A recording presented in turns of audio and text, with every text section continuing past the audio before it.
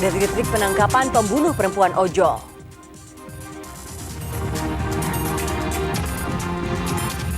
Dampak krisis BBM, pendapatan ojol turun hingga sekolah daring. Kalah dari Vietnam, timnas gagal juarai AFF U23.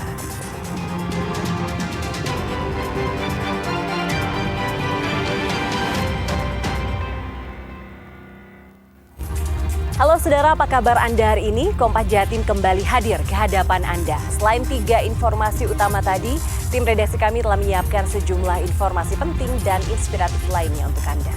Bersama saya Virgianti Kusuma, kita jelang Kompas Jatim di Kompas TV Independen Terpercaya.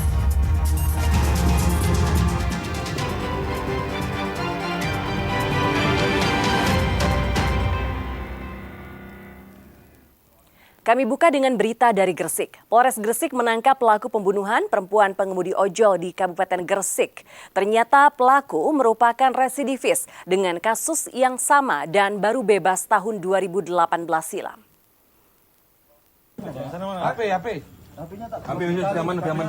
Inilah video amatir penangkapan pelaku pembunuhan dan pembuangan jasad terbungkus kardus di Kabupaten Gresik yang menggegerkan warga minggu lalu. Pelaku sendiri ditangkap pada Senin pagi atau kurang dari 24 jam pasca penemuan jasad terbungkus kardus yang ditemukan warga di Kecamatan Kedamian, Gresik, Jawa Timur. Kasat Reskrim Polres Gresik AKP Abid Uwais Al-Karni menyatakan pelaku merupakan residivis pada kasus yang sama dan bebas 2018 lalu dan kembali melakukan pembunuhan 2025 ini. Pelaku ini merupakan residivis dengan kasus yang sama. Jadi di tahun 2008 pelaku ini melakukan pembunuhan juga. Pada saat itu sama dendam terhadap karena masalah asmara. Setelah divonis keluar 2018 pelaku ini keluar lalu melakukan kembali perbuatan yang sama di tahun 2025 ini. Polres Gresik menangkap seorang pemuda berinisial SR tersangka pembunuhan terhadap Sevi Ayu Claudia, seorang pengemudi ojek online yang jenazahnya ditemukan dalam kondisi terbungkus kardus di Gresik, Jawa Timur. Tersangka mengaku sakit hati karena korban tidak menepati janji membantunya menjadi pegawai negeri sipil. Terungkap sudah misteri pembunuhan perempuan pengemudi ojek online yang ditemukan terbungkus kardus dan dibuang di pinggir jalan di Gresik. Pelakunya diketahui saling mengenal dengan korban. Tersangka SR ditangkap di rumah kontrakan di Dusun Bibis, Desa Menganti, Kecamatan Menganti, Gresik.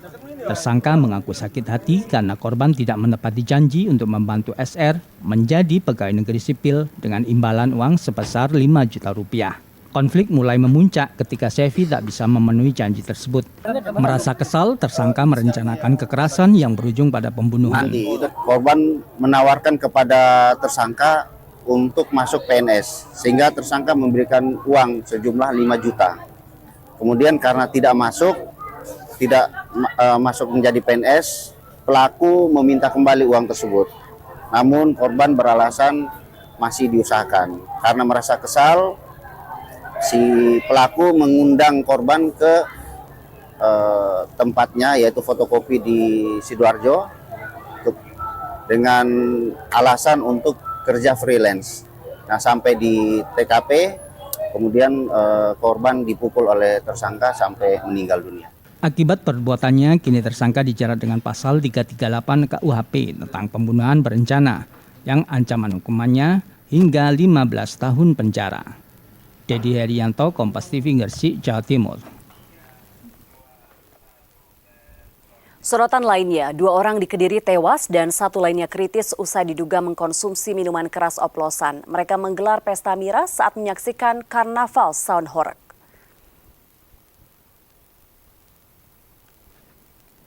Polisi terpaksa menghentikan pemakaman salah satu korban tewas diduga akibat miras oplosan. Anggota akan melakukan otopsi terhadap korban karena diduga meninggal dunia tidak wajar. Menurut keluarga korban, ada 3 orang bersaudara yang pergi untuk menyaksikan pertunjukan sound horeg. Diduga mereka mengkonsumsi miras oplosan. Pasalnya mereka merasakan sakit pada perut dan dada hingga keduanya dibawa ke rumah sakit.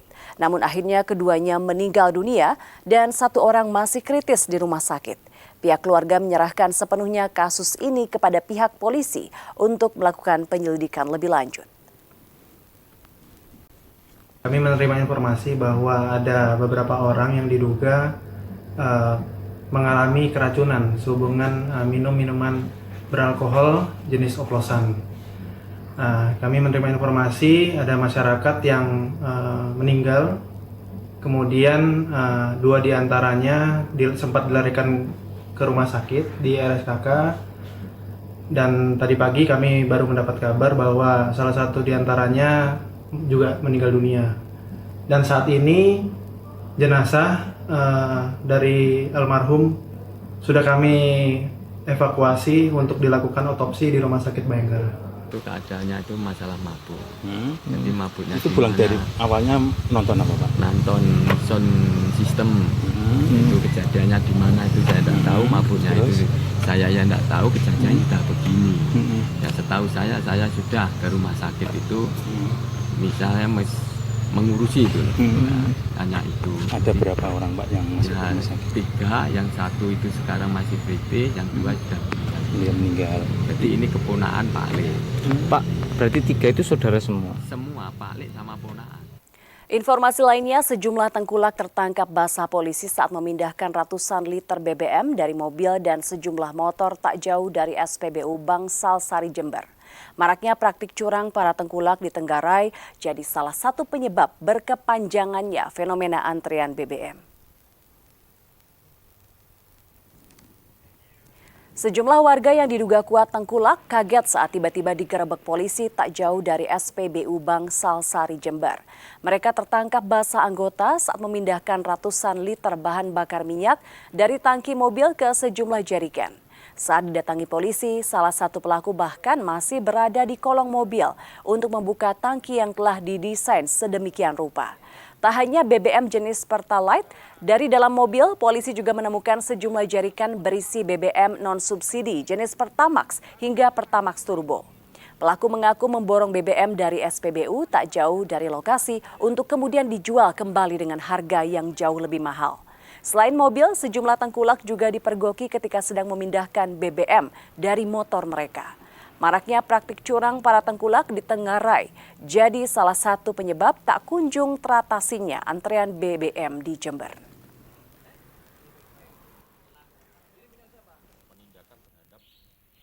Beberapa kendaraan bermotor yang tertangkap tangan sedang melakukan praktek memindahkan BBM yang dia beli di SPBU dipindahkan kepada jerigen-jerigen untuk dijual kembali. Itu dipindahkan dari mobil atau dari motor saja kayaknya? Jadi ada 2, yaitu yang pertama ada yang dia melakukan pembelian menggunakan kendaraan roda 4 dan juga kendaraan roda 2 selanjutnya ditap atau dipindahkan ke. Polisi mengimbau warga tidak memborong BBM di tengah kelangkaan BBM di Jember. Warga yang kedapatan menimbun dan memperjualbelikan BBM bersubsidi akan dipidana 6 tahun penjara dan denda 60 miliar rupiah. Krisis BBM masih terjadi di Jember. Antrean kendaraan terjadi di sejumlah SPBU. Salah satunya di SPBU Kecamatan Bangsal Sari Jember. Polisi berjaga di SPBU yang ada aktivitas pengisian BBM dan antrean kendaraan. Polisi juga mensweeping kendaraan roda 2 dengan tangki besar dan roda 4 dengan modifikasi. Langkah ini untuk mencegah penyalahgunaan BBM bersubsidi pemerintah, baik penimbunan maupun memperjualbelikan kembali dengan harga lebih mahal. Bagi yang melanggar akan dijerat dengan Undang-Undang Minyak dan Gas Bumi. Pihak Pertamina membatasi pembelian BBM. Untuk roda 2 dibatasi Rp50.000. Untuk roda 4 Rp150.000. Warga setuju dengan aturan tersebut agar tidak ada aksi borong BBM. Untuk sementara agar lebih prioritas kepada masyarakat yang akan menggunakan BBM untuk kehidupan sehari-hari ataupun mobilitas sehari-hari.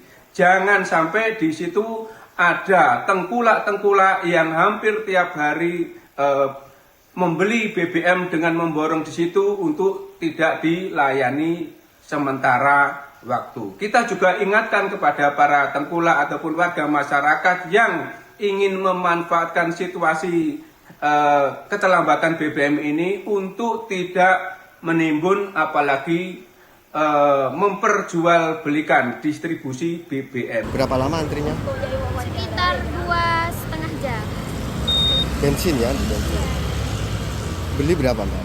Beli 50 dibatasi. Nggak boleh lebih ya? Motor ya, nggak boleh lebih. Jaring Ini penuh? Belum Penuh. Oh nggak penuh. Biasanya penuhnya Biasanya penuhnya sekitar 100. mulai kapan dibatasi ini, Pak? Udah 2 hari. Krisis BBM di daerah Jember berdampak pada berbagai aspek. Para pengemudi ojek online mengaku mengalami penurunan pendapatan karena kesulitan mendapat pasokan BBM. Sementara itu, untuk mengurangi dampak krisis BBM, Pemkab Jember, Jawa Timur mengeluarkan surat edaran ke seluruh sekolah dari TK hingga SMP untuk melakukan pembelajaran daring. Krisis BBM di Jember masih terjadi. Kondisi itu memukul sektor transportasi. Pengemudi ojek online yang paling terdampak. Jumlah pesanan atau order dan pendapatan mereka berkurang drastis.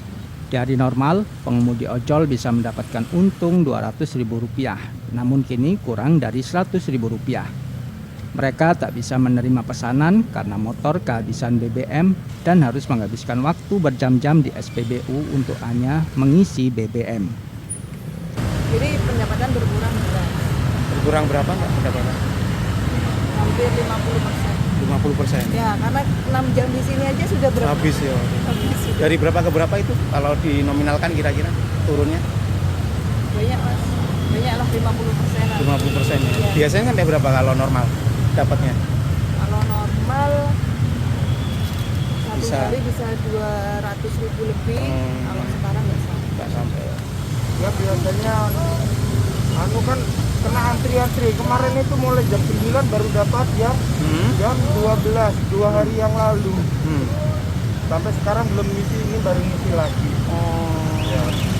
Itu kalau dari penghasilan berkurang nggak Pak kira-kira? Oh, jelas jauh. Kalau kondisi normal BBM biasanya berapa penghasilan? Ya cukup lah hitungannya. Kalau sekarang menurun ya gini ya? Ya menurun. Untuk mengurangi dampak krisis BBM, Pemkab Jember mengeluarkan surat edaran ke seluruh sekolah dari TK hingga SMP untuk melakukan pembelajaran daring. Surat edaran berlaku mulai hari Selasa hingga batas waktu yang belum ditentukan. Tak hanya di sekolah negeri, sistem pembelajaran daring berlaku bagi sekolah swasta mulai dari SD hingga SMP atau sederajat. Mulai besok sampai kondisi normal kembali, para pelajar, para siswa di Kabupaten Jember boleh mengikuti pelajaran secara daring atau secara online dari rumahnya masing-masing. Sehingga harapan kami ini bisa meringankan kebutuhan dari BBM masyarakat khususnya di pagi hari. Krisis BBM di Kabupaten Jember terjadi sejak Sabtu kemarin. Antrean kendaraan pun masih terjadi di sejumlah SPBU. Bahkan beberapa SPBU tutup karena kehabisan BBM. Masyarakat berharap dampak penutupan jalur Gumitir segera diantisipasi agar distribusi BBM kembali normal. Imron Fahim, Kompas TV Jember, Jawa Timur.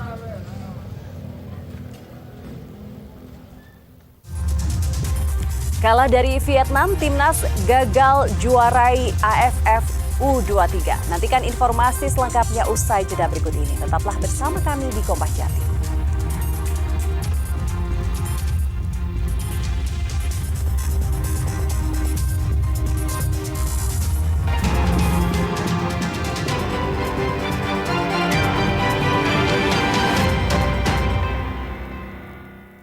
Dari final Piala AFF U23 2025, Garuda Muda menyerah dari Vietnam dengan skor tipis 0-1. Hasil ini membuat timnas gagal menjuarai Piala AFF. Vietnam pun berhasil menjadi hat-trick atau juara 3 kali beruntun. Jens Raven kali ini Duel Indonesia kontra Vietnam digelar di Stadion Utama Gelora Bung Karno Selasa malam. Garuda yang mengambil inisiatif serangan dikejutkan dengan gol yang terjadi di menit 36. Nguyen Chong Phong menyambar bola muntah di kotak penalti dalam situasi sepak pojok. Pasukan Kim Sang-sik memimpin 1-0 hingga pertandingan berakhir. Hasil ini membawa Vietnam meraih gelar untuk ketiga kalinya secara beruntun.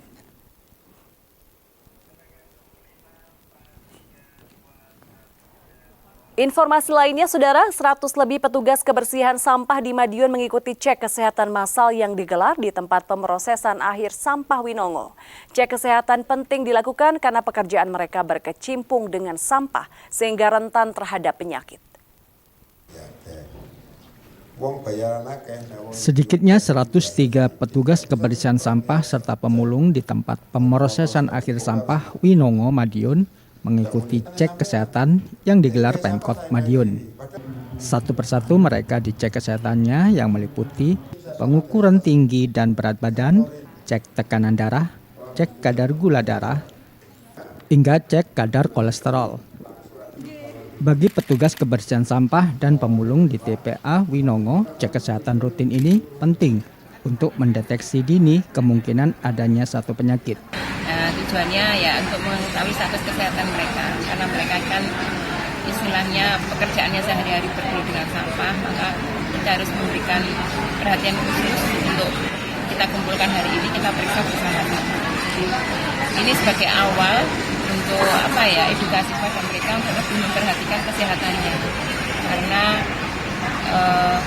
mereka kan rawan ya. Setiap hari bergelut dengan sampah, di mana sampah itu kan banyak kuman, banyak kotoran harus kita harus kondisinya sehat dan fit. Setiap hari pekerjaan mereka berkecimpung dengan lingkungan sampah, sehingga jika kondisi kesehatan mereka tidak terjaga dengan baik, maka rentan terhadap berbagai penyakit. Pak, ini tadi mengikuti apa?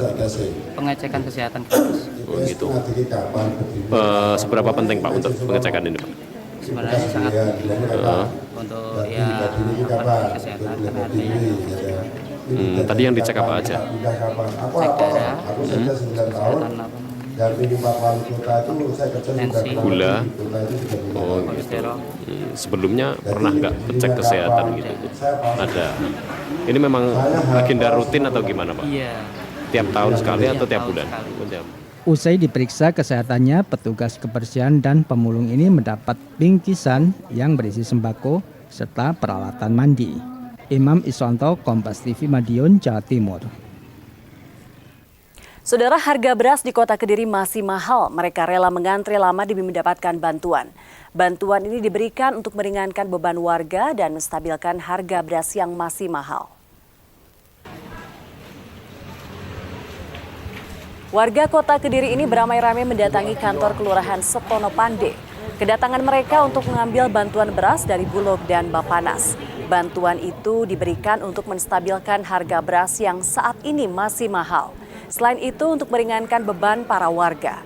Total ada 26.000 lebih warga Kota Kediri yang mendapatkan bantuan pangan non-tunai tersebut. Mereka yang mendapatkan bantuan tergolong dalam masyarakat yang kurang mampu. Sementara itu, salah satu warga mengaku terbantu dengan adanya bantuan beras. Hal itu karena saat ini harga beras dinilai masih mahal. Setiap warga mendapatkan 20 kg beras jenis medium. Beras itu diberikan untuk periode bulan Juni dan Juli tahun 2025. Jadi program bantuan pangan ini tujuannya itu untuk membantu masyarakat yang kurang mampu ya, untuk memastikan kebutuhan pangannya itu terpenuhi dan juga untuk menjaga stabilisasi harga pangan di tingkat pasar seperti itu. Jadi pemerintah melakukan bantuan pangan tujuannya itu. Terus jumlah penerima yang di Kota Kediri itu sejumlah 26.830 BBP dan setiap BBP hari ini mendapatkan 20 kilo atau 2 sak. Naik, harga beras kan naik lagi. Terus dengan adanya bantuan beras ini terbantu, sangat terbantu. Ya, berjalan lancar, harus ada bantuan. Terus ini tadi mendapatkan berapa kilo beras? 20 kilo. Rencananya mau dipakai apa ini? Ya, jadi makan sendiri. Buat keluarga. Iya, buat keluarga. Untuk meningkatkan kesiapsiagaan dalam menghadapi situasi darurat di laut, Komando Armada Republik Indonesia (Koarmada RI) menggelar penyiapan latihan kesiapsiagaan operasional tahun 2025 di wilayah Surabaya dan sekitarnya. Latihan ini melibatkan unsur TNI Angkatan Laut, Basarnas, KPLP, dan Polairut. Latihan penyiapan LKO tahun 2025 ini dimulai dengan apel gelar pasukan di Dermaga Madura Koarmada 1 pada Senin pagi 28 Juli 2025. Panglima Koarmada RI Laksamana Madya Denny Hendrata memimpin langsung apel tersebut. Skenario latihan meliputi kegiatan perencanaan, pembekalan, gelar pasukan, hingga manuver lapangan. Sejumlah unsur dilibatkan dalam latihan ini, diantaranya KRI Makassar 590, KRI Tombak 629, KRI Selar 879, RHIB Lantama 5, dan personil Dislambar. Panglima Koarmada RI menyatakan latihan ini bertujuan untuk meningkatkan kesiapsiagaan unsur TNI AL, menguji prosedur koordinasi antar instansi, serta melatih kemampuan operasi SAR Laut secara terpadu. Dan tentu saja bahwa kegiatan latihan ini ya, untuk meningkatkan kerjasama tadi, karena di sini juga ada Basarnas, ada KPLP, ada Polair, ya, supaya kita selalu siap setiap saat menghadapi SAR, ya. Dan kita sudah buktikan lah sejarah ke belakang, ya, bahwa Angkatan Laut bersama teman-teman Basarnas ya melaksanakan SAR terhadap kecelakaan pesawat, kecelakaan kapal. Latihan penyiapan LKO ini menunjukkan komitmen TNI Angkatan Laut dalam membangun kemampuan respon darurat maritim serta memperkuat sinergi dengan berbagai instansi terkait. Tim Liputan Kompas TV Surabaya, Jawa Timur. Berkah musim kemarau bagi wisata petik jambu air akan kami hadirkan usai jeda berikut. Tetaplah bersama kami di Kompas Jatim.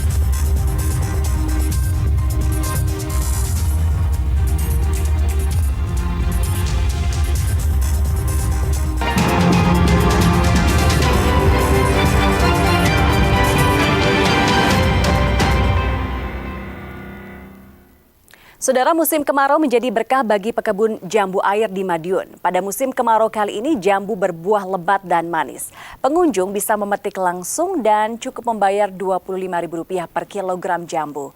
Dan informasi ini sekaligus menutup jumpa kita di Kompas Jatim hari ini. Jangan lupa saudara untuk menyaksikan live streaming kami di kompas.tv dan channel YouTube Kompas TV Jawa Timur. Kompas TV independen terpercaya. Saya Virgianti Kusuma, sampai jumpa. Musim kemarau, berbagai macam varian jambu air yang ditanam oleh Supriyono, warga Desa Jatisari, Kecamatan Geger, Kabupaten Madiun, Jawa Timur, berbuah lebat. Setidaknya ada sekitar 70 pohon jambu air dengan 15 varian yang ditanam di lahan 2.000 meter persegi yang saat ini sudah siap untuk dipetik. Varian jambu air yang dibudidaya diantaranya jambu madu Delhi, Green Giant, Manasi Cana, Dalhari, Degus, Giant King Rose, hingga Barbie Sugar. Yang paling unggul yaitu jambu varian Green Giant dan Madu Delhi. Kebun jambu ini kerap menjadi jujukan warga untuk memetik sendiri jambu di kebun. Rasanya yang segar dan manis cocok dinikmati saat cuaca panas di musim kemarau. Saya hari ini kebetulan sedang cari buah yang cocok dengan musim kemarau, hawanya panas seperti ini. Saya direkomendasikan teman untuk datang ke kebun Peringgitan di Jatisari dengan varietas jambu pilihan. Ternyata di dalam kebun itu ada 15 macam varietas jambu yang berbeda-beda, terutama jambu air. Untuk membawa pulang jambu air yang sudah dipetik, pengunjung cukup membayar Rp25.000 per kilogram sesuai jenis atau varian jambu. Macam jenis jambu. Ini ada 15 varian. Untuk saat ini yang kita unggulkan tetap Madu Delhi sama Green Giant. Terus ini ada berapa pohon? Ini ada sekitar 70 pohon.